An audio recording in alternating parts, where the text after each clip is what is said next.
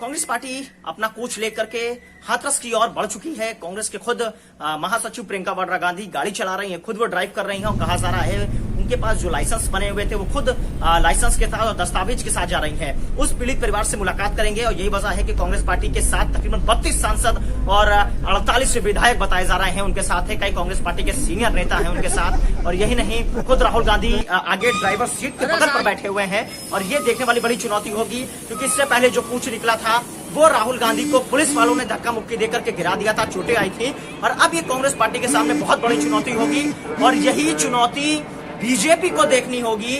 राहुल गांधी ने खुली चुनौती में कहा है कि रोक सको तो रोक लो, पर डीएनडी चौराहे पर जिस तरीके से सरकार की जो लक्ष्मण रेखा जो खींची गई है वो कहा जा रहा है कि लाखों की संख्या में वहां पर फोर्स लगा दी गई है। इस फोर्स से कुछ नहीं होने वाला। जब उस बच्ची को आप न्याय नहीं दिला पाए, उस पीड़ित परिवार को न्याय नहीं दिला पाए, तो सरकार से अब हम क्या दावा कर सकते हैं? अब हम क्या सरकार से उम्मीद कर सकते हैं? ये ऐसी सरकार है जो इंसाफ के नाम पर वहां पर पत्रकारों पर अत्याचार कर रही थी। जब पत्रकार वहां पर सच्चाई दिखाने को कह रहे थे तो वहां पर कई सादी वर्दी में पुलिस वाले पहुंचे थे जो पत्रकारों पर उन्होंने हमला किया। 2 पत्रकारों को उन्होंने बेल्टों से पीटा, कई हमारे पत्रकार वहां पर घायल हुए। पर अब सुशासन बाबू उत्तर प्रदेश के जागे हैं। क्या कर रहे हैं मुख्यमंत्री की जवाबदेही होती है, सूबे के मुखिया की होती है। सूबे के मुखिया के ही पास उत्तर प्रदेश का गृह विभाग है।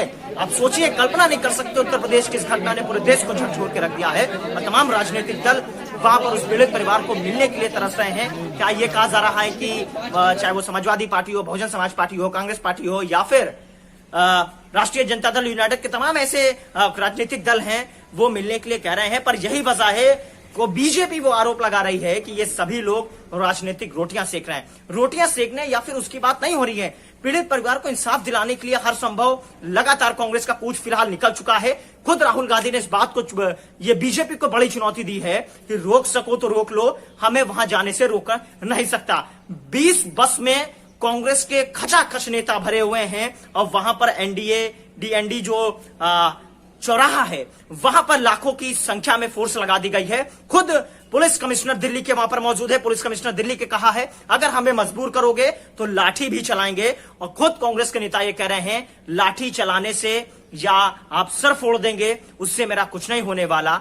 ये सीना है 36 इंच का नहीं है, ये सीना मेरी मां ने बनाया है, तो हम उस बच्चे को इंसाफ जरूर दिलाएंगे। फिलहाल कांग्रेस पार्टी की लगातार हम अपने दर्शकों को खबर बता रहे हैं कि पीड़ित परिवार को लगातार उस पर दबाव बनाया जा रहा है। जिस तरीके से डीएम जो वहां के उस पीड़ित परिवार को धमकाया था, उन्होंने कहा है कि अगर कोरोना से मरती तो क्या इतना आपको मुआवजा मिलता। इस तरीके की एक आईएएस अफसर अगर कह दे तो सोचिए कितनी शर्मनाक ये बात है। उस पीड़ित परिवार ने खुद पीड़ित परिवार से बातचीत की तो उन्होंने इस बात को बताया कि मेरे ऊपर दबाव बनाया गया। और ये कहा जा रहा है कि अब बयानबाजी जो लगातार हो रही है, तो इससे हम ये कह सकते हैं कि क्यों नहीं कल मीडिया को जाने दिया गया। सच्चाई दिखाने से सरकार घबरा रही है। सच्चाई दिखाने से सरकार अपने आप को ये कह रही है कि हम कहीं ना कहीं परेशान ना हो जाएं। पर परेशान तो अब योगी सरकार हो गई है और लगातार कांग्रेस पार्टी अपने ट्विटर और तमाम राजनीतिक दल ये कह रहे हैं कि मुख्यमंत्री को इस्तीफा दे देना चाहिए, राष्ट्रपति शासन उत्तर प्रदेश में लगा देना चाहिए। तो कहीं ना कहीं इस घटना ने पूरे देश को तो झकझोर के रख ही दिया है।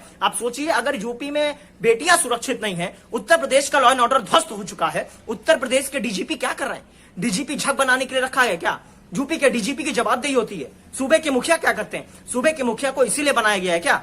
तो तमाम सारे सवाल है और ये सवालों का जवाब तो मुख्यमंत्री को ही देना ही होगा और यूपी के डीजीपी को देना होगा। अभी ठीक तस्वीर में आपको बताता हूं कि वहां पर यूपी के डीजीपी हितेश चंद्र अवस्थी और अपर मुख्य सचिव गृह, जिनके पास अभी गृह विभाग है, अवनीश कुमार अवस्थी वहां पर पहुंच चुके हैं। पीड़ित परिवार से मुलाकात कर रहे हैं, उनका दर्द जानना है, पीड़ित परिवार का बयान भी दर्ज कर रहे हैं। और पीड़ित परिवार ने उस बात में यह भी कहा है जो मेरे ऊपर बयान जो मेरे को धमकाया वहां के डीएम ने, जो एडीएम ने धमकाया, आप उसको भी लिखिए। तो ये डीजीपी के माथे से बहता पसीना ये बता रहा है कि कहीं ना कहीं वो बयान ये नहीं लिख रहे हैं। कल कहा गया कि एसआईटी वहां पर पहुंची हुई है इसलिए आपको जाने नहीं दिया जा रहा है। कल ये कहा कि एसआईटी लगातार 3 दिन यहाँ पूछताछ करी, वहां एसआईटी थी नहीं। जब आज पीड़ित परिवार से बातचीत की तो ये कहा गया कि वहां पर एसआईटी नहीं है, कोई भी हमसे पूछताछ करने के लिए नहीं आया, कोई सरकार का मंत्री नहीं गया। सरकार के मंत्री बोलने से कतरा रहे हैं। क्या कर रहे हैं उत्तर प्रदेश के कानून मंत्री? झक मारने के लिए कानून मंत्री का पद दिया गया इनको। और ऐसे तो राजनीतिक दल लगातार आरोप और प्रत्यारोप का दौर करते हैं। कहां गए वो उत्तर प्रदेश के कानून मंत्री जो लगातार दावा करते थे उत्तर प्रदेश में कानून व्यवस्था बेहतर है? झक मार रही उत्तर प्रदेश की कानून व्यवस्था त्राय त्राय कर रही है और विपक्ष लगातार सरकार को घेरने में जुटा हुआ है।